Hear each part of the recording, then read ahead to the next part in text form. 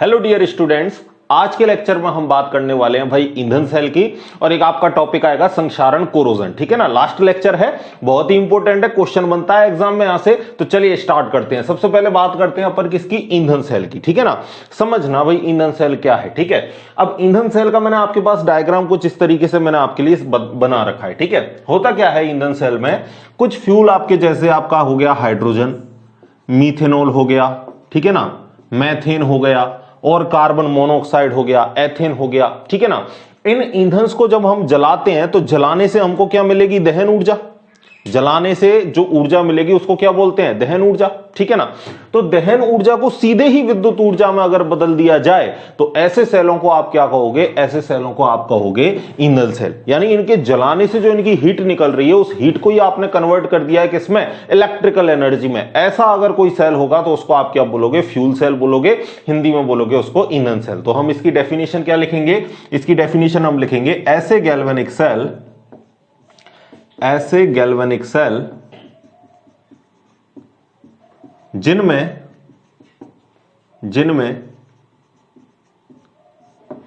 H2, methanol, methane जैसे ईंधन को जलाने पर, जैसे ईंधन को जलाने पर उत्पन्न दहन ऊर्जा को सीधे ही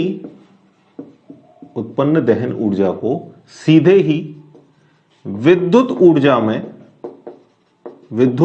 में बदला जाता हो क्या कहलाते हैं, ईंधन सेल कहलाते हैं। फ्यूल सेल, ईंधन सेल कहलाते हैं। ठीक है, और यहां हम जिस एग्जाम्पल की बात करेंगे ईंधन सेल में वो कौन सा होगा, H2O2 ईंधन सेल। तो यहां हम किस ईंधन सेल के रेस्पेक्ट में बात करेंगे भाई, H2O2 ईंधन सेल। ठीक है ना, अगर इस सेल की मैं बात करूं तो सबसे पहले इसको किसने बनाया भाई, बेकन नामक वैज्ञानिक ने बनाया। तो इसको और क्या दूसरा नाम बोलते हैं, इसको और दूसरा नाम बेकन सेल भी बोलते हैं। किसको, H2O2 ईंधन सेल को। ठीक है, अब देखो इसमें होता क्या है, इसमें हम दो कार्बन के रॉड लेते हैं। ठीक है, दो कार्बन के इलेक्ट्रोड लेते हैं जो कैसे हैं भाई, पोरस है। पोरस का मतलब छिद्रित है, उनमें छेद है। ठीक है ना, और उसके अंदर हमने क्या भर रखा है, प्लेटिनम का पाउडर भर रखा है। ठीक है, दो कार्बन के सैरंध्र युक्त इलेक्ट्रोड हैं जिनके अंदर प्लेटिनम का क्या भरा हुआ है, पाउडर भरा हुआ है। ठीक है, अब दोनों साइड से हम दो गैस को एंटर करवा रहे हैं।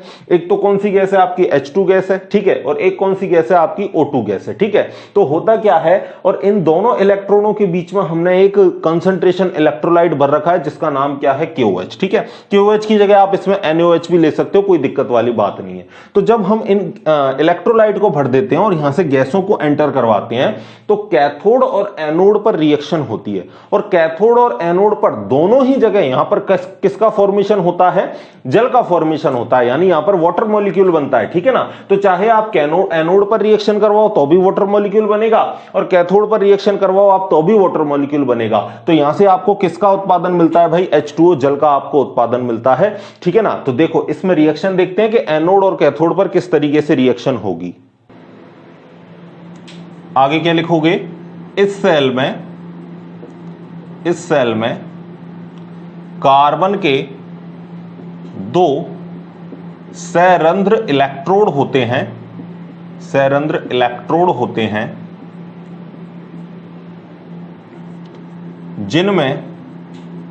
जिनमें प्लैटिनम पाउडर भरा हुआ होता है। ठीक है ना, और दोनों इलेक्ट्रोडों के बीच में क्या भरा है, सांद्र KOH का सॉल्यूशन। ठीक है ना, एक्वस सॉल्यूशन। तो आगे लिख दोगे, दोनों इलेक्ट्रोडों के बीच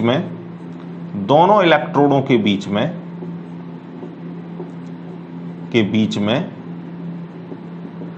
कंसंट्रेशन KOH का एक्वस सॉल्यूशन, जलीय विलयन भरा होता है। आगे एक और बात चाहोगे तो आप इसको भी लिख सकते हो कि सेल में H2 और O2 गैस का प्रवेश करवाया जाता है किसके माध्यम से, पोरस कार्बन के इलेक्ट्रॉनों के माध्यम से ये प्रवाहित होते हैं किसकी तरफ, KOH सॉल्यूशन की तरफ। तो अगली लाइन में आप क्या लिख सकते हो, अगली लाइन में आप लिख सकते हो कि सेल में H2 व O2 गैस का प्रवेश सैरंध्र इलेक्ट्रॉनों के माध्यम से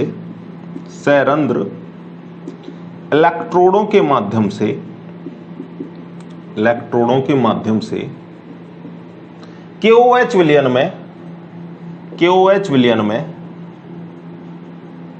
में प्रवेश कराया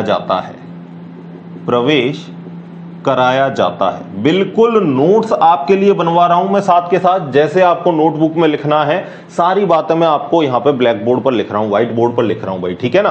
अब देखो ये सारी बातें मैंने लिख दी, सेल के बारे में जो भी कहानी थी वो लिख दी। अब इतनी थ्योरी लिखने के बाद हम लिखेंगे कि एनोड पर कौन सी रिएक्शन हो रही है, कैथोड पर कौन सी रिएक्शन हो रही है, और ओवरऑल कौन सी रिएक्शन होती है, ठीक है ना। तो ये दोनों तीनों बातें जो मैंने आपको बताई, और ये ऊपर वाली बात भी आप पहले भाई लिख लो, नोट कर लो पहले इसको, ठीक है। कर लिया, मिटा दे भाई, ठीक है। अब देखो सेल रिएक्शन देखते हैं कि सेल रिएक्शन इस पर क्या होती है, देखना। और सबसे भाई बढ़िया सेल है ये, प्रदूषण रहित सेल है, ठीक है ना। आगामी इसका उपयोग भी और किया जा रहा है कि कैसे हम इसको मोटर वाहनों गाड़ियों में इस सेल का हम यूज कर सकें, क्योंकि इससे कोई भी प्रदूषण नहीं होता है, ठीक है ना। जैसा कि आपको दिख भी रहा है कि आपका जो साइड प्रोडक्ट है वो कौन निकल रहा है, वाटर निकल रहा है, ठीक है। देखो रिएक्शन देखना भाई। अब सेल अभिक्रिया देखोगे, इलेक्ट्रोडों पर कौन सी सेल रिएक्शन होती है, ठीक है। तो सबसे पहले किसकी बात करेंगे भाई, एनोड पर अभिक्रिया, ठीक है, एनोड पर अभिक्रिया। तो आपको पता चल रहा है कि एनोड पर यहां पर कौन सी गैस एंटर कर रही है भाई, हाइड्रोजन गैस एंटर कर रही है। तो हाइड्रोजन गैस किसके साथ रिएक्शन करेगी, हाइड्रोक्सिल आयन से। KOH से इसको क्या मिलेगा, OH माइनस आयन। तो देखना रिएक्शन किस तरीके से होती है, रिएक्शन आपकी होती है H2, और ये रिएक्शन किससे करती है भाई, OH माइनस से।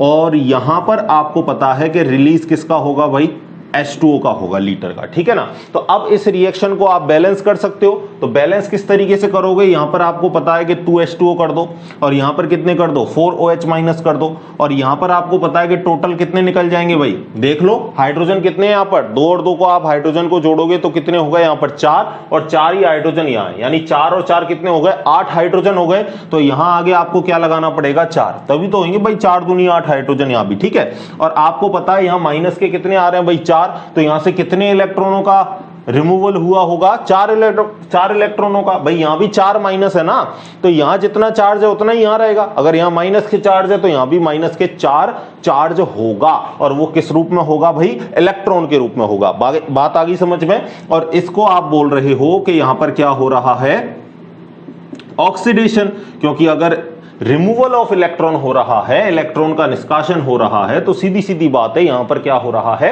ऑक्सीकरण हो रहा है। अब दूसरी बात करते हैं आपकी किस पर, कैथोड रिएक्शन पर। तो कैथोड रिएक्शन पर क्या होता है भाई, ये जो वाटर मॉलिक्यूल बना है वो किससे रिएक्शन करेगा, वो रिएक्शन करेगा आपका किससे, O2 गैस से, ठीक है। तो देखते हैं दूसरी रिएक्शन कैथोड पर किस तरीके से अभिक्रिया होती है। तो नेक्स्ट है आपकी कैथोड पर अभिक्रिया, ठीक है ना। और कैथोड पर आपको पता है कि जो इधर से जो आपके निकले हैं कौन कौन, H2O और आपके इलेक्ट्रॉन, वो किससे रिएक्शन करेंगे, ऑक्सीजन से, ठीक है ना। तो देखो रिएक्शन किस तरीके से होगी, O2, और यहां पर रिएक्शन होती है 2 वाटर मॉलिक्यूल के साथ, ठीक है, ये लिक्विड स्टेट में। और कितने इलेक्ट्रॉन यहां पर आए, 4 इलेक्ट्रॉन निकले हैं, तो वो 4 इलेक्ट्रॉन ही किस पर जाएंगे भाई, कैथोड पर जाएंगे, ठीक है ना। जितने इलेक्ट्रॉन एनोड से निकले उतने इलेक्ट्रॉन किस पर जाएंगे, कैथोड पर जाएंगे। क्योंकि आप सबको पता है कि जब हम ओवरऑल रिएक्शन लिखते हैं तो ओवरऑल रिएक्शन में हम क्या करते हैं भाई, इलेक्ट्रॉनों को कैंसिल आउट करते हैं। तो यहां हम उसी हिसाब से आपकी स्टोइकियोमेट्री फिट करेंगे, उसी हिसाब से बैलेंस करेंगे कि हमारे इलेक्ट्रॉन कितने आ जाए, 4, ठीक है ना। तो 4 इलेक्ट्रॉन हमारे आ गए। अब यहां पर क्या होगा, ये दोनों आपस में मिलकर भी क्या बनाएंगे भाई, वाटर मॉलिक्यूल बनाएंगे। और वाटर मॉलिक्यूल नहीं, सॉरी, यहां पर क्या बनेंगे आपके, हाइड्रोक्सिल आयन बनेंगे, ठीक है ना। आप बैलेंस कर सकते हो भाई। देखो यहां पर कितने आपके हाइड्रोजन, 4, 2 और 2 कितने हैं भाई, 4, और यहां पर ऑक्सीजन 2 ये रहे, 2 ये ऑक्सीजन रहे, तो 4 ऑक्सीजन होंगे आपके और 4 हाइड्रोजन होंगे, ठीक है ना। एक बार दोबारा देख लो, 2 दूनी हाइड्रोजन कितने यहां पर 4, ठीक है ना, 2 ऑक्सीजन ये रहे, 2 ऑक्सीजन ये रहे, तो 4 ही आपके पास हाइड्रोजन है, 4 ही आपके पास ऑक्सीजन है। चार्ज भी देख लो, यहां चार्ज कितना है, -4, और यहां भी चार्ज कितना है, -4। तो ये ओवरऑल कैसी है, बैलेंस रिएक्शन है। और यहां पर एडिशन ऑफ इलेक्ट्रॉन हो रहा है, इलेक्ट्रॉन जुड़ रहे हैं, तो यहां पर क्या होगा भाई, रिडक्शन होगा, अपचयन होगा। ठीक है, अब देख लेते हैं अपन संपूर्ण अभिक्रिया, नेट सेल रिएक्शन। संपूर्ण अभिक्रिया, नेट सेल रिएक्शन। तो आपको पता है संपूर्ण अभिक्रिया में जो आपका कट रहा है उसको काट दो, जो बच रहा है उसको लिख लो। तो आपको पता है यहां पर क्या कट सकते हैं भाई, 4 इलेक्ट्रॉन से 4 इलेक्ट्रॉन कैंसिल आउट हो सकते हैं, 4 OH- से 4 OH- कैंसिल आउट हो सकते हैं। तो बचा क्या हमारे पास, 2H2 बचा, किस फॉर्म में, गैसियस फॉर्म में। ये भी किस में है, गैसियस फॉर्म में। तो लिख दो भाई 2H2 गैस प्लस क्या मिला, O2 किसमें, गैस में। अब आपको पता है यहां से 2 आपके H2O लिक्विड हैं, यहां आपके 4 हैं। तो अगर मैं 2 से 2 काटूं तो यहां कितने बच जाएंगे, 2H2O बच जाएंगे। ठीक है भाई, तो डायरेक्ट मैं नीचे लिखता हूं, देखो अब आगे क्या लिखूंगा, एरो लगा के, यहां कितने जल के अणु बच गए, 2H2O लिक्विड। और कुछ बचा है क्या, नहीं। और ये कौन सी रिएक्शन हो गई आपके लिए भाई, रेडॉक्स रिएक्शन। कौन सी अभिक्रिया हो गई, रेडॉक्स अभिक्रिया हो गई। और अगर मैं इस सेल के सेल पोटेंशियल की बात करूं तो इसका जो सेल विभव जो रियल में, जो वास्तव में निकल के आता है वो कितना आता है भाई, 0.9 वोल्ट आता है। ठीक है ना। और जब आप इसका थ्योरेटिकली कैलकुलेट करोगे, जो E0 की वैल्यू आपको लिखाई थी ना इलेक्ट्रोकेमिकल सीरीज में, तो जब आप E0 सेल से थ्योरेटिकल अगर आप कैलकुलेट करते हो तो थ्योरेटिकल इसकी कितनी वैल्यू आती है, थ्योरेटिकल इसकी कितनी वैल्यू आती है, सैद्धांतिक। ठीक है ना, थ्योरेटिकल सैद्धांतिक इसकी वैल्यू आती है 1.29 वोल्ट। कितनी आती है, 1.29 वोल्ट। ठीक है, TH इसको सही कर लो, हिंदी में लिख लो, कोई दिक्कत नहीं है, सैद्धांतिक। ठीक है ना, जो सैद्धांतिक वैल्यू आती है वो आती है आपकी 1.29 वोल्ट। और आपकी एक्चुअल जो रियल वैल्यू है, ठीक है, जो वास्तविक में जो सेल पोटेंशियल है वो कितना निकल के आता है, 0.9 वोल्ट। समझ गए बात को। तो पहले इतनी चीजें लिखो, फिर इसके उपयोग भी मैं आपको लिखाता हूं कि क्या क्या इसके उपयोग हैं भाई। ठीक है, लिख लो, वीडियो को पॉज करके लिख लिया, चलो मिटा दें भाई। अब इसके कुछ यूजेस भी आपको बता देता हूं। ठीक है ना, लिख लिए ना, चलो यूजेस देखो अब इसके।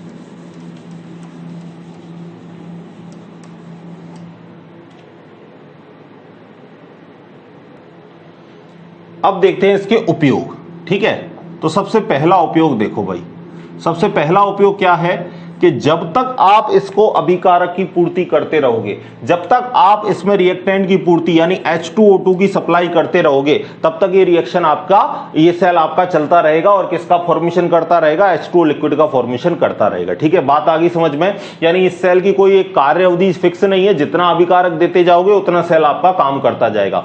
दूसरी बात क्या है कि इस सेल की जो दक्षता है वो भाई ज्यादा होती है। कितनी होती है, लगभग 70% होती है। ठीक है ना। अब अलग अलग किताबों में इसकी वैल्यू किसी में 70, किसी में 75 दे रखी होगी। एनसीईआरटी को फॉलो करेंगे और वहां पर साफ साफ लिख रखा है कि 70% इसकी क्या होती है, दक्षता होती है। तो आप याद रखोगे कि इस सेल की जो एफिशिएंसी है वो कितनी है भाई, 70%। बाकी सेलों की एफिशिएंसी कितनी होती है, कम होती है, लगभग 40% के आसपास। ठीक है, तो ये इसका मेजर क्या हो गया, इसका एक आपके लिए उपयोग हो गया। तीसरा कैरेक्टर हम इसमें क्या लिख सकते हैं भाई, कि ये जो सेल है वो आपके प्रदूषण रहित होते हैं। कोई भी तरीके की यहां पर प्रदूषण वाली गैस आपकी रिलीज नहीं होती। ये जो सेल है वो आपका कैसा है, प्रदूषण रहित है। इसलिए वर्तमान में जितने भी आपके मोटर वाहन है उसमें इसका उपयोग करने की सोचा जा रहा है, एक्सपेरिमेंट किए जा रहे हैं। ठीक है ना। चौथी बात क्या है भाई, चौथी बात आप यहां पर यह है कि इस सेल का जो उपयोग है वो कहां किया गया था भाई, अपोलो स्पेस प्रोग्राम में किया गया था। कहां पर, अपोलो स्पेस प्रोग्राम में किया गया था। वहां पर विद्युत ऊर्जा के लिए इस सेल का उपयोग किया था। ठीक है, और यहां पर जो आपका जल मिल रहा था ना, जो प्रोडक्ट के तौर पर आपको, साइड प्रोडक्ट के तौर पर क्या मिल रहा था आपको, वाटर। इस वाटर का यूज किया था आपको अंतरिक्ष जो यात्री थे उनको पेयजल के रूप में, यानी उनको पानी के लिए कहीं और जाने की जरूरत नहीं, जो यहां पर साइड प्रोडक्ट है उसी पानी का वो उपयोग कर रहे थे। किसके लिए, पीने के लिए। इस सेल का अगर मैं आपको ड्रॉबैक्स बताऊं तो एक ड्रॉबैक्स इसका यही है कि यहां पर आपको पता है जो फ्यूल है वो किस स्टेट में है भाई, गैसियस स्टेट में। ठीक है, H2O भी किस में है, यहां पर गैस में, O2 भी किस में है, गैस में। ठीक है, तो गैसियस फ्यूल को थोड़ा सा मेंटेन करना, थोड़ा सा हैंडल करना क्या होता है, डिफिकल्ट होता है। सिर्फ इसका हम एक ये ड्रॉबैक ले सकते हैं, बाकी इसके जो सारे जो कैरेक्टर्स हैं वो हमारे लिए कैसे हैं, यूजफुल है। तो सबसे पहले क्या लिखोगे कि जब तक अभिकारक की आपूर्ति होगी, जब तक अभिकारक की आपूर्ति होगी, यानी जब तक H2O2 आपको मिलता रहेगा, अभिकारक कौन है यहां पर, H2O2, जब तक आपकी गैस की सप्लाई होती रहेगी, आपूर्ति होती रहेगी, सेल कार्य करता रहेगा, सेल कार्य करता रहेगा। ठीक है, दूसरा बात, इस सेल की दक्षता अधिक, ईंधन सेल की दक्षता अधिक होती है, ईंधन सेल की दक्षता अधिक होती है, और अधिक कितनी होती है? 70% होती है। ठीक है, ये पूछ लिया था एक बार कि ईंधन सेल के कोई दो उपयोग बताओ, क्यों ईंधन सेल श्रेष्ठ है, बाकी सेलों से ईंधन सेल क्यों श्रेष्ठ है, किसके कोई दो उपयोग बताओ, तो इस तरीके से आपको पूछा गया था। ठीक है, तीसरा क्या था कि ये सेल प्रदूषण रहित हैं, ये सेल प्रदूषण रहित हैं, प्रदूषण रहित हैं। अगला क्या हो गया? अगला हो गया कि ईंधन सेल का उपयोग, ईंधन सेल का उपयोग अपोलो अंतरिक्ष प्रोग्राम में, अपोलो अंतरिक्ष प्रोग्राम में किया गया, प्रोग्राम में विद्युत ऊर्जा के उत्पादन हेतु किया गया, प्रोग्राम में उपयोग किया गया। चौथा आप क्या, चौथा लिख दिया। पांचवा क्या लिखोगे कि इस समग्र अभिक्रिया से, या समग्र अभिक्रिया से उत्पन्न, समग्र अभिक्रिया जो आपकी नेट सेल रिएक्शन जो हमने लास्ट में लिखी थी, उत्पन्न H2O का उपयोग, H2O का उपयोग अंतरिक्ष यात्रियों के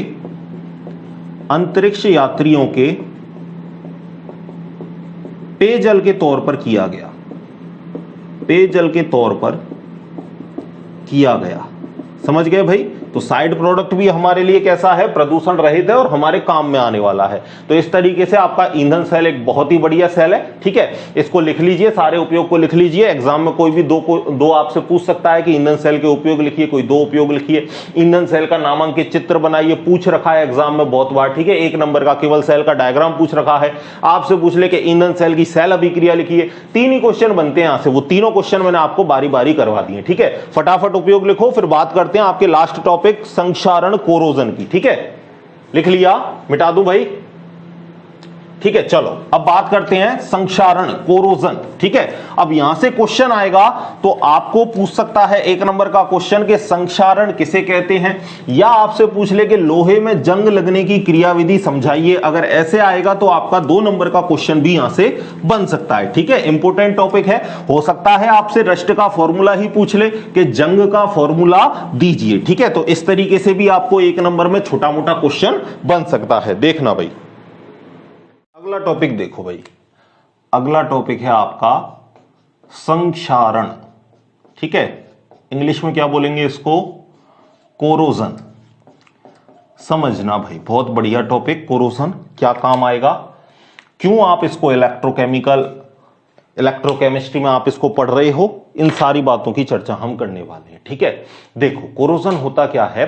कोरोजन का मतलब होता है आपका क्षति, नष्ट होना। किसकी सतह पर? धातु की सतह पर। यानी किसी भी तरीके से आपके धातु का क्या हो? क्षरण हो, तो उस प्रक्रिया को आप क्या बोलोगे? कोरोजन बोलोगे। क्या होता है इसमें? देखो इसमें क्या होता है भाई कि किसी धातु की सतह पर, किसी धातु की सतह पर वायुमंडलीय गैस है, वायुमंडलीय गैस है, जो आपकी वायुमंडल में गैस है, ठीक है ना, ऑक्सीजन वगैरह जो भी है, CO2 वगैरह, और क्या हो गया? वायुमंडलीय गैस है और जलवाष्प द्वारा, और किसके द्वारा? जलवाष्प द्वारा, वाटर वेपर द्वारा अवांछित पदार्थों का क्या हो जाता है? जमाव हो जाता है। इसकी सतह पर, इसकी सरफेस पर अवांछित पदार्थ बनने लगते हैं। जैसे आपका कार्बोनेट बन गया, सल्फेट बन गया, ठीक है ना, और भी कोई आपका साल्ट बन गया, वो इस पर भाई बनते रहते हैं, जमते रहते हैं। ठीक है, ऑक्साइड हो गए, तरह तरह के आपके ऑक्साइड इसकी सतह पर बनने लगते हैं। ठीक है, जिससे क्या होता है भाई? धातु का क्षरण होता है। इसके बाद क्या होता है? जब ये आपका ऑक्साइड इसकी सतह से हटेगा तो कुछ धातु को भी लेकर हटेगा, यानी धातु को भी धीरे धीरे नष्ट करता हुआ हटेगा। ठीक है, फिर आपकी नई सरफेस बन जाएगी। फिर उसके ऊपर क्या होगा? इसी तरीके से ऑक्साइडों का जमाव होगा, कार्बोनेट्स का जमाव होगा, सल्फेट का जमाव होगा। तो कुल मिला के अवांछित पदार्थों के जमने से धातु का क्या होता है भाई? क्षरण होता है, धातु यहां पर नष्ट होता है। इस प्रक्रिया को आप क्या कहते हो? इस प्रक्रिया को आप कहते हो संक्षारण। Is that clear? ठीक है, दूसरी बात, आपसे ये क्वेश्चन पूछ ले कि आपका संक्षारण कितने प्रकार का होता है, तो आप कहोगे संक्षारण आपका 2 प्रकार का होता है। एक तो शुष्क संक्षारण, और एक जिसको आप वेट भी कह सकते हो। एक तो आपका शुष्क को आप क्या कहोगे? ड्राई। ठीक है, और दूसरा है नमी युक्त, नमी को क्या कहोगे आप? वेट। ठीक है ना, तो ये आपके शुष्क और ड्राई क्या है, ठीक है ना, और आपके वेट क्या है, या आर्द्र या नमी वाला कौन सा संक्षारण है उसको भी देखो। तो शुष्क संक्षारण में क्या होता है, जो वायुमंडल की गैसें हैं वो डायरेक्ट अगर मेटल की सरफेस से रिएक्ट करके आपके कोई ना कोई सॉल्ट का क्या करे, फॉर्मेशन करे, तो उसमें आप क्या कहोगे कि ये कैसा संक्षारण है भाई, याद रहे शुष्क, क्योंकि वहां पर आपकी जल वाष्प नहीं होगी। याद रहे शुष्क संक्षारण में केवल वायुमंडलीय गैसें होंगी, जैसे आपकी HCl हो गई, क्लोरीन हो गई आपकी, ठीक है ना, हाइड्रोजन सल्फाइड हो गई, ये सारी गैसें आपकी डायरेक्ट मेटल से रिएक्शन करेंगी और वहां पर आपके सॉल्ट का फॉर्मेशन करेंगी, लवण का निर्माण करेंगी। जो अगर इससे आपका क्षरण होगा तो आप उसको क्या कहोगे, शुष्क संक्षारण। और आर्द्र संक्षारण या नमी युक्त संक्षारण किसे कहोगे, कि वायुमंडल की गैस के साथ साथ आपकी किसकी मात्रा आ जाए भाई, नमी की मात्रा आ जाए, यानी वाटर वेपर भी आपकी आ जाए, आपका मॉइस्चर आ जाए, क्या आ जाए भाई, नमी की मात्रा आ जाए, मॉइस्चर आ जाए, यानी जलवाष्प अगर इनके साथ में ऐड हो जाए तो इस प्रकार के संक्षारण को आप क्या कहोगे, इस प्रकार के संक्षारण को आप कहोगे यहां पर आर्द्र युक्त संक्षारण या नमी युक्त संक्षारण। और यहां पर आपके सिलेबस में 12th क्लास में कौन सा दे रखा है भाई, ये ही वाला आपको कोरोजन दे रखा है, ठीक है। तो कोरोजन की कहानी समझ में आ गई। अब देखते हैं हमको कि किस तरीके से यहां पर टॉपिक दे रखा है। और आपको जो टॉपिक दे रखा है संक्षारण में वो सीधा सीधा दे रखा है, लोहे पर जंग लगना, ठीक है। देखो पहले चाहो तो इसकी डेफिनेशन लिख लो, इसकी डेफिनेशन लिख लो भाई पहले। देखो वह प्रक्रिया जिसमें धातु की सतह पर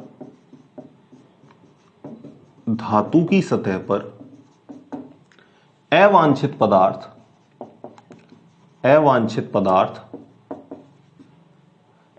पदार्थ जैसे सल्फाइड, ऑक्साइड और कौन कौन से हो गए भाई, और आपके कार्बोनेट्स हो गए या सल्फेट हो गए, आदि का सल्फेट आदि का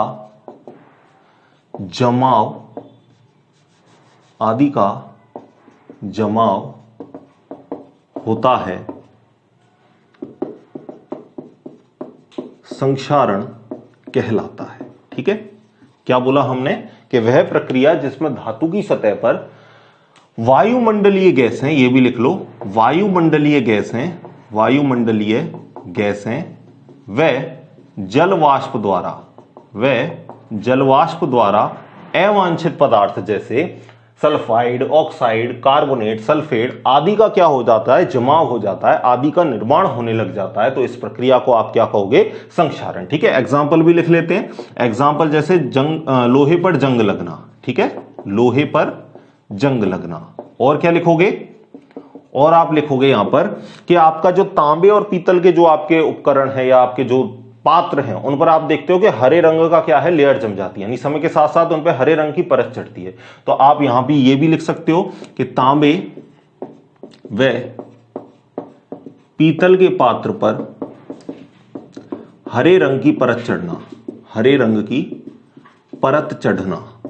और क्या लिख सकते हो आप कि आप देखते हो कि समय के साथ साथ चांदी भी आपकी कैसी पड़ जाती है, काली पड़ जाती है, ठीक है। तो आप यहां पे ये भी लिख सकते हो कि चांदी का बदरंग होना, ठीक है, यानी इसका जो रंग है वो कैसा हो जाता है, बिगड़ जाता है, तो हम इसे क्या कहेंगे, चांदी का बदरंग होना। तो ये तीन आपके एग्जाम्पल हो गए भाई कोरोजन के। अब यहां पर जो आपके सिलेबस में जो स्पेसिफिक दे रखा है वो कौन सा दे रखा है, लोहे पर जंग लगना, ठीक है। देखो तो अब इसकी हेडिंग लगा लेते हैं। सबसे पहले अगली हेडिंग हमारी होगी लोहे पर जंग लगना, लोहे पर जंग लगना, rusting process of iron, rusting process of iron, ठीक है। देखना भाई इसको,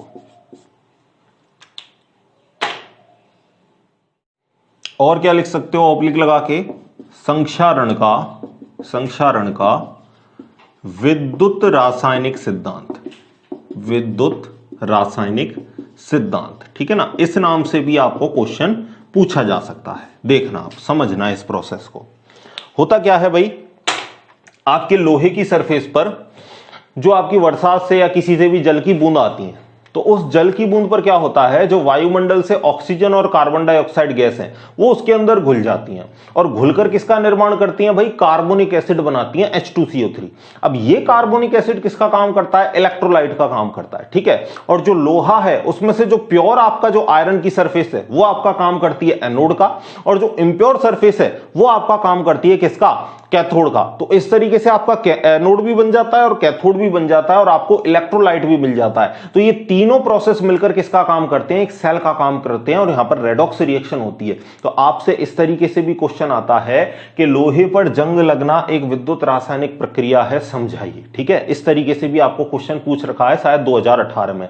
तो आप क्या कहोगे कि भाई यहां पर एनोड भी बन जाता है जो आपका शुद्ध आयरन है, और अशुद्ध आयरन के रूप में आप पर यहां पर कैथोड भी बन जाता है, और कार्बोनिक एसिड के निर्माण से इलेक्ट्रोलाइट भी मिल जाता है। तो कैथोड, एनोड, इलेक्ट्रोलाइट जब आपके तीनों मिल जाते हैं तो यहां पर आपका एक इलेक्ट्रोलाइटिक क्या बनता है, सेल बनता है। इलेक्ट्रोलाइटिक नहीं, आप सीधा बोलोगे कि यहां पर कौन सी परिघटना होती है भाई, वैद्युत रासायनिक परिघटना होती है, वैद्युत रासायनिक प्रक्रिया यहां पर शुरू हो जाती है, ठीक है। अब देखते हैं कैसे आपका ये रिएक्शन होगा और किस तरीके से काम होगा आपका। तो देखो, सबसे पहले किसको लिखोगे आप, एनोड को, और एनोड का काम कौन करता है, एनोड का काम करता है भाई आपका शुद्ध आयरन, ठीक है, शुद्ध आयरन Fe, आयरन का मतलब लोहा Fe।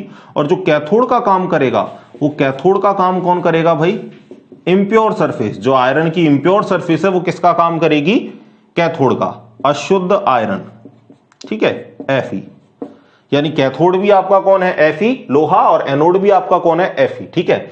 और इलेक्ट्रोलाइट का काम कौन करेगा, विद्युत अपघट्य का काम कौन करेगा, देखना, सतह पर CO2 युक्त नमी की परत, CO2 युक्त नमी की परत, ठीक है। सतह पर कौन आया भाई, आपका जल की बूंद, उसमें आपको पता है कौन सी गैसें घुल जाएंगी, O2 घुल जाएगी, और कौन सी घुल जाएगी, CO2 घुल जाएगी, ठीक है। क्योंकि आपको पता है कि जल में आपको O2 और CO2 गैस आपकी घुलनशील होती है, ये हम दूसरे चैप्टर में बात कर चुके हैं। तो होता क्या है भाई, ये H2O रिएक्शन करेगा किसके साथ, आपकी CO2 के साथ, और किसका फॉर्मेशन करेगा, कार्बोनिक एसिड का फॉर्मेशन करेगा। और आपको पता है कार्बोनिक एसिड में आपको 2H+ आयन मिल जाएंगे और CO3 2- आयन मिल जाएगा। यानी यहां पर ये किसका काम करेगा, एक बढ़िया इलेक्ट्रोलाइट का काम करेगा, ठीक है। तो इसी चीज को हम यहां नीचे लिख देते हैं, इसको यहां पर नीचे लिख दोगे आप कि H2O + CO2 ये मिलकर क्या बनाते हैं भाई, कार्बोनिक एसिड H2CO3 बनाते हैं, जो आपके एक बढ़िया इलेक्ट्रोलाइट का काम करेगा। कार्बोनिक अम्ल जो आपको क्या बनाएगा, 2H+ बनाएगा, साथ में CO3 2- बनाएगा, ठीक है। तो इन बातों को आप लिखो, फिर मैं आपको एक डायग्राम से भी इस चीज को समझाता हूं, ठीक है भाई। ये नीचे वाली बात लिख लो, लिख लिया, मिटा दें ऊपर का, देखो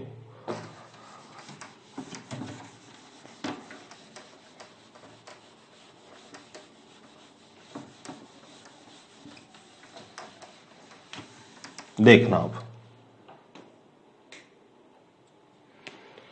आगे क्या लिखोगे आप कि इस तरीके से क्या होता है, लोहे की सतह पर आपके एक इलेक्ट्रोकेमिकल सेल आपका बन जाता है। तो आगे आप क्या लाइन लिखोगे, इस प्रकार लोहे की सतह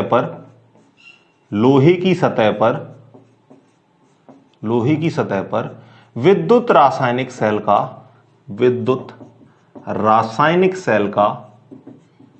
का निर्माण हो जाता है, ठीक है, निर्माण हो जाता है। तो आपको इस तरीके से क्वेश्चन आए कि भाई समझाओ कि संक्षारण, एक विद्युत रासायनिक सेल की प्रक्रिया कैसे होती है संक्षारण में। तो आप इस तरीके से बता सकते हो, एनोड हो रहा, कैथोड हो रहा, इलेक्ट्रोलाइट ये आपका H2CO3 है। इस वजह से ये जो आपका लोहे की सरफेस है ये किसका काम करती है, एक इलेक्ट्रोकेमिकल सेल का काम करती है, ठीक है। अब देखो, अब आप सेल अभिक्रिया देखोगे, सबसे पहले किस पर देखनी है, एनोड पर अभिक्रिया। तो एनोड पर क्या होता है भाई कि जो आपका आयरन है, जो आपका शुद्ध आयरन है, वो ऑक्सीकृत होता है किसमें, Fe2+ में, ठीक है। Fe2+ में ऑक्सीकृत होगा, 2 इलेक्ट्रॉन निकलेंगे, मतलब यहां पर कौन सा प्रोसेस हो रहा है भाई, ऑक्सीकरण हो रहा है, ठीक है। अब यहां पर क्या होता है कि जो Fe2+ आयन है ये आपका किसमें चला जाता है, विलयन के अंदर चला जाता है। विलयन का मतलब जो लोहे की सतह पर एक आपकी बूंद रखी हुई थी, चलो मैं उस डायग्राम को भी मैं आपको यहां पर बना देता हूं। ये समझ लो आपकी लोहे की सरफेस है, ठीक है। इसको थोड़ा सा रफ बना देते हैं जिससे आपकी बूंद बढ़िया से क्या है, इसके ऊपर टिक सकती है। ये आपकी लोहे की सरफेस के ऊपर एक पानी की बूंद रखी है, ठीक है। होता क्या है, इसमें कौन कौन सी गैस घुली है भाई, इसमें आपको पता है O2 गैस घुली है, ठीक है। वायुमंडलीय गैस लिख देते हैं हम, वायुमंडलीय गैस वायुमंडलीय गैस, ठीक है, CO2 घुली है, साथ में कौन सी O2 गैस इसमें डिसॉल्व है, और ये किसकी बूंद है भाई, पानी की बूंद है। होगा क्या, यहां पर आपका ये एनोड सरफेस मान लेते हैं, ये शुद्ध आपका लोहा है, यहां पर एनोड का काम कर रहा है, तो होगा क्या, यहां से कि जो Fe है वो आपका किस में कन्वर्ट होगा, Fe2+ में, साथ ही कितने इलेक्ट्रॉन देगा, 2 इलेक्ट्रॉन देगा, ठीक है। और यहां पर ये जो Fe2+ बना है ये किसके अंदर चला जाता है भाई, विलयन के अंदर चला जाता है। किसके अंदर चला जाता है, विलयन के अंदर। अब आपको पता है कि एनोड से आपके जितने इलेक्ट्रॉन निकलते हैं वो किस तरफ जाते हैं, कैथोड की ओर। तो यहां से आपको पता है कितने इलेक्ट्रॉन मिले हैं आपको, ये 2 इलेक्ट्रॉन मिले हैं, तो ये 2 इलेक्ट्रॉन किसकी तरफ जाएंगे भाई, कैथोड की ओर जाएंगे। और हम मान लेते हैं कि ये जो सरफेस है वो आपकी कैसी है, थोड़ी सी इंप्योर है, और इस पर क्या जा रहे हैं, आपके 2 इलेक्ट्रॉन जा रहे हैं। तो आपने एनोड की अभिक्रिया देख ली, अब आप किसकी अभिक्रिया लिखोगे, कैथोड की अभिक्रिया, ठीक है। तो देखना भाई कैथोड पर किस तरीके से रिएक्शन होगी, कैथोड पर अभिक्रिया। देखो इसको एक बार देखो, कैथोड पर होता क्या है, यहां से इलेक्ट्रॉन निकले, अब इलेक्ट्रॉन को लेगा कौन, तो आपको पता है कि इस विलयन के अंदर आपके H2O है, और वायुमंडलीय गैस के तौर पर आपकी जब CO2 घुल जाती है तो कौन सा एसिड बनता है, कार्बोनिक एसिड बनता है। अब ये भी आपको बताया, तो कार्बोनिक एसिड से भी आपको कितने आयन मिलते हैं, 2H+ मिलते हैं।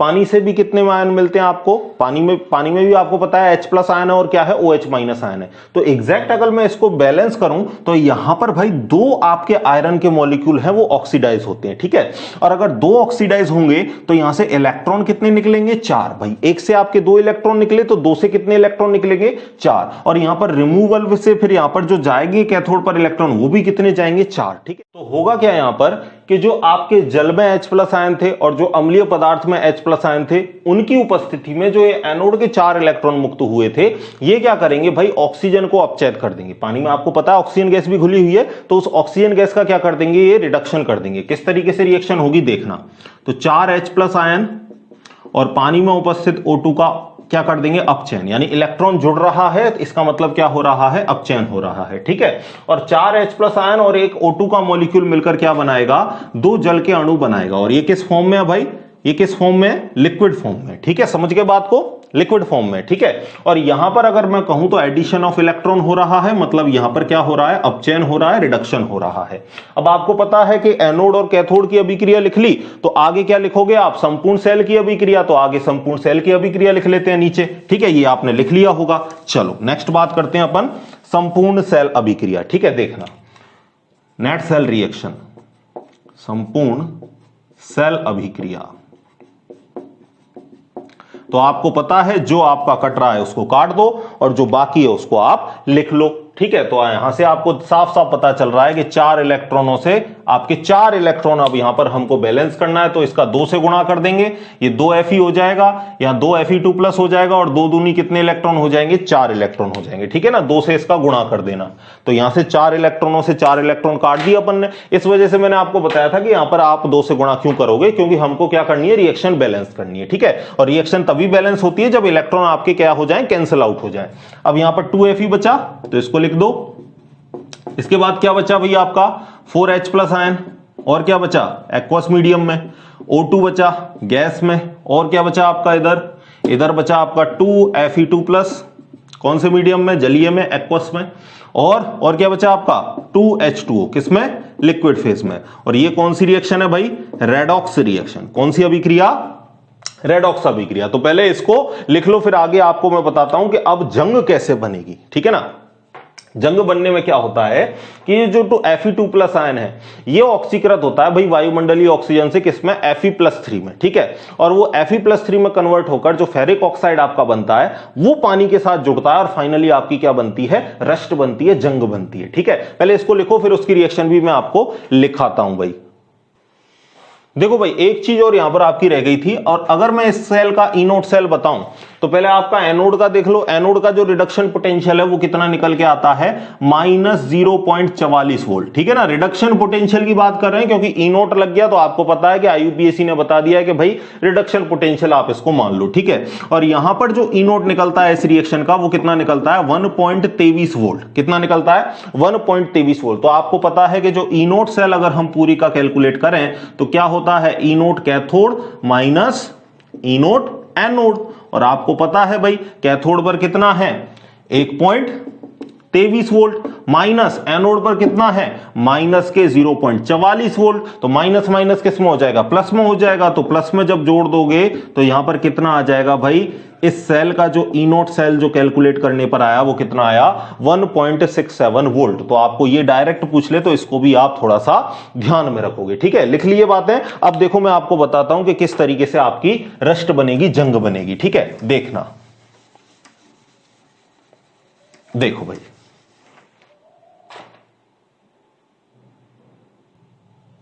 अब होगा क्या भाई, यहां से जो Fe2+ आयन बना, ये वायुमंडलीय ऑक्सीजन और जो आपकी नमी थी उसके साथ रिएक्शन करके ये Fe+3 में कन्वर्ट होगा, यानी फेरिक ऑक्साइड बनाएगा।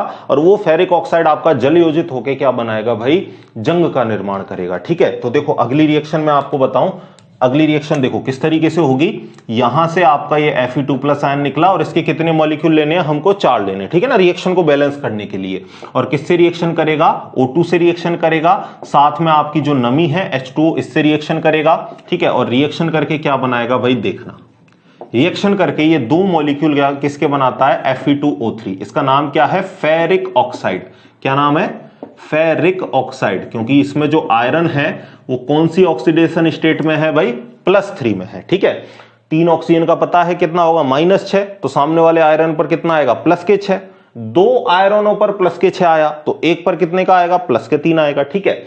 फेरिक ऑक्साइड अब क्या करेगा कि ये जो फेरिक ऑक्साइड है ये X अणु किसके साथ, जल के साथ संयोजित होगा और क्या बनाएगा, Fe2O3.XH2O। और ये किसका फॉर्मूला है भाई, आपके जंग का फॉर्मूला है, जिसको आप इंग्लिश में क्या बोलते हो, रस्ट बोलते हो। तो इस तरीके से लाल भूरे रंग का पाउडर, और ये किस तरीके के रंग होता है भाई, लाल भूरे रंग का पाउडर, ठीक है। ये आपका रस्ट होता है जो आपकी आयरन की सरफेस पर इस तरीके से यहां पर क्या है, जमाव हो जाएगा, ठीक है। क्या बन जाएगा, यहां पे रस्ट बन जाएगी, जंग बन जाएगी, ठीक है। तो बना लो भाई इस डायग्राम को, और ये सेल की जो रिएक्शन है इसको भी आप लिख लो एक बार।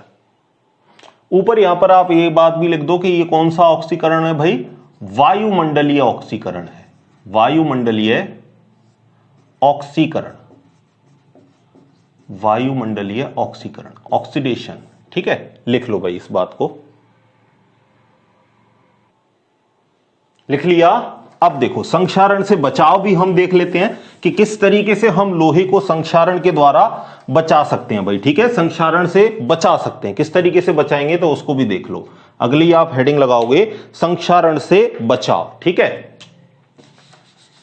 गीला ज्यादा हो गया, 1 सेकेंड, इसको अच्छे से दोबारा मिटा देते हैं।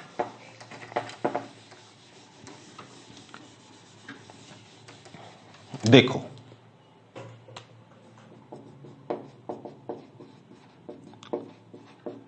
संक्षारण से बचाव, प्रोटेक्शन फ्रॉम कोरोजन।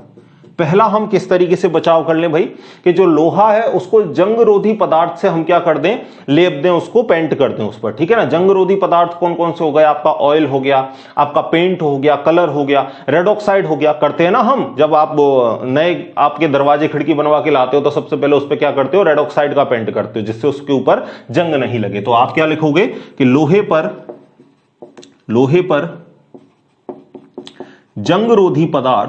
जंगरोधी पदार्थ, ऑयल, पेंट, और क्या हो गया भाई, रेड ऑक्साइड आदि का लेपन करके, ठीक है। और उसको वायुमंडलीय से बचा के, यानी लोहे को एटमॉस्फेयर के संपर्क में ही मत आने दो, तो उसमें आपकी नमी नहीं आएगी, और नमी नहीं आएगी तो वो कोरोजन से बच जाएगा, ठीक है। लेकिन ये कोई आपका सॉल्यूशन नहीं हुआ भाई, हम वायुमंडल में तो रखेंगे नहीं तो जाएंगे कहां उसको, ठीक है ना। और दूसरी बात क्या करते हैं आप, एक बलिदानी सुरक्षा नाम से भी होता है, बलिदानी सुरक्षा, सैक्रिफिशियल प्रोटेक्शन, ठीक है। देखो बलिदानी सुरक्षा क्या होती है कि लोहे से ज्यादा अधिक विद्युत धनी तत्व की आप उस पर क्या करा दो, परत चढ़ा दो। किसके ऊपर, लोहे के ऊपर परत चढ़ा दो। जैसे लोहे से अधिक विद्युत धनी कौन है, जिंक, तो लोहे के ऊपर हमने जिंक की परत चढ़ा दी। तो पहले ऑक्सीकरण होगा तो किसका होगा, जिंक का होगा, यानी जिंक जो क्षरण होगा तो वो किसका होगा, जिंक का क्षरण हो जाएगा, और जो लोहा है हमारा वो कैसा हो जाएगा, बच जाएगा, ठीक है। आप करते हो ना इलेक्ट्रोलाइटिक प्रोसेस से, क्या करते हो आप, धातु का लेपन करते हो। जैसे मान के चलो ये आपका लोहे का पाइप है और इस लोहे के के पाइप के ऊपर मैं किसकी परत चढ़ा दूं भाई, जिंक की परत चढ़ा दूं, इसके बाहर मैं किसकी परत चढ़ा दूं, जिंक की परत चढ़ा दूं, तो जिंक इससे अधिक विद्युत धनी है, तो पहले क्षरण होगा तो किसका होगा, जिंक का होगा, और हमारा अंदर का जो लोहा है वो हमारा कैसा होगा, बचा रहेगा। ठीक है, तो बलिदानी सुरक्षा में आप क्या लिखोगे, अधिक विद्युत धनी तत्व, अधिक विद्युत धनी तत्व, विद्युत धनी तत्व जैसे जैसे जिंक की परत, जिंक की परत लोहे पर चढ़ाना। ठीक है, जिंक की परत लोहे पर आपका चढ़ा दोगे तो जिंक का क्षरण होगा, लोहा आपका कैसा है, बचा रह जाएगा। तीसरा पॉइंट क्या है भाई, तीसरा पॉइंट क्या है आपका, कैथोडिक प्रोटेक्शन। तीसरा क्या है, कैथोडिक प्रोटेक्शन, कैथोडिक सुरक्षा। ये भी कुछ मिलता जुलता ऐसा ही है, कैथोडिक प्रोटेक्शन।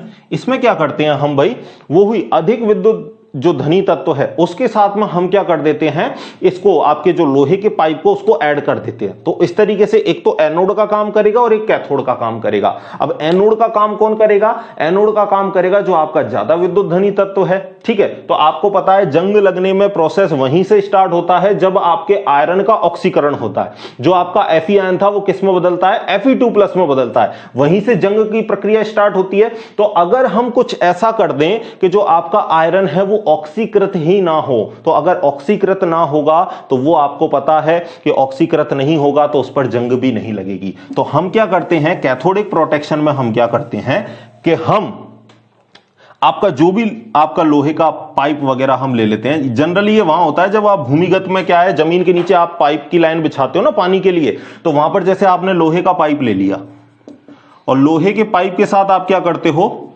लोहे के पाइप के साथ, लोहे के पाइप के साथ आपने मैग्नीशियम मेटल को जोड़ दिया। ठीक है, मैग्नीशियम मेटल के बॉक्स को आपने इस तरीके से जोड़ दिया वायर के साथ में। तो आपको पता है ये तो किसका काम करेगा भाई, एनोड का काम करेगा।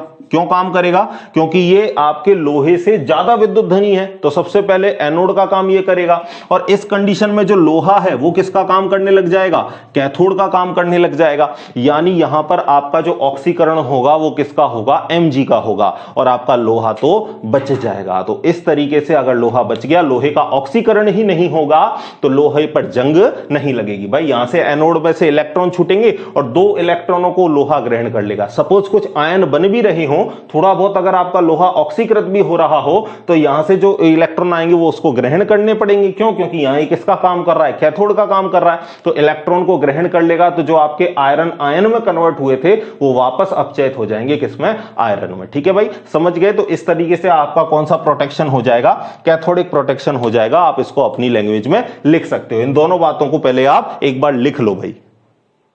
एक नाम और देते हैं, कैथोडिक सुरक्षा व विद्युतीय बचाव द्वारा, विद्युतीय बचाव द्वारा। ठीक है, ये भी आप लिख सकते हो। ठीक है ना, तो देखो यहां पर आपका इलेक्ट्रोकेमिकल चैप्टर पूरा खत्म हुआ भाई। सिंगल क्वेश्चन भी ऐसा नहीं है जो आपसे नहीं हो पाएगा एग्जाम में, सब कुछ आपको मिलेगा। और जैसा कि आपको पता है मैं चैप्टर पढ़ाने के बाद में आपको क्या करवाता हूं, प्रीवियस ईयर के 5-6 साल के क्वेश्चन आपको प्रैक्टिस करवाता हूं। तो अब अगली जो वीडियो आएगी वो किसकी आएगी, प्रीवियस ईयर के क्वेश्चन की आएगी। उससे पहले करना क्या है, पूरे चैप्टर को अच्छे से पढ़ना है और क्वेश्चन को पहले खुद से प्रैक्टिस करना है कि क्या हम इस क्वेश्चन को कर पा रहे हैं। अगर आपसे नहीं होता है इन द केस, तो फिर आप क्या है उसका सॉल्यूशन देखोगे। ठीक है भाई, और सॉल्यूशन चैप्टर के मैंने अपलोड कर दिए हैं। ऊपर जो आई बटन है, इंफॉर्मेशन बटन है, उस पर आपको सारी बातें पता चल जाएगी। ठीक है ना, नहीं भी मिलती है तो एक बार आई बटन को क्लिक करके देख लेना, मैंने कहीं ना कहीं उसमें डाल रखा होगा। ठीक है, या फिर आपको डिस्क्रिप्शन बॉक्स में मिल जाएगी। तो बस आप इस तरीके से पढ़ते रहिए। नेक्स्ट वीडियो आपकी इलेक्ट्रोकेमिकल के पूरे जो क्वेश्चन है प्रीवियस ईयर के वो होने वाली है। तो चैप्टर को पूरा पढ़ लेना पहले अच्छे से, फिर उन क्वेश्चंस को अटेम्प्ट करना। ठीक है, तो बस पढ़ते रहिए, खुश रहिए, धन्यवाद।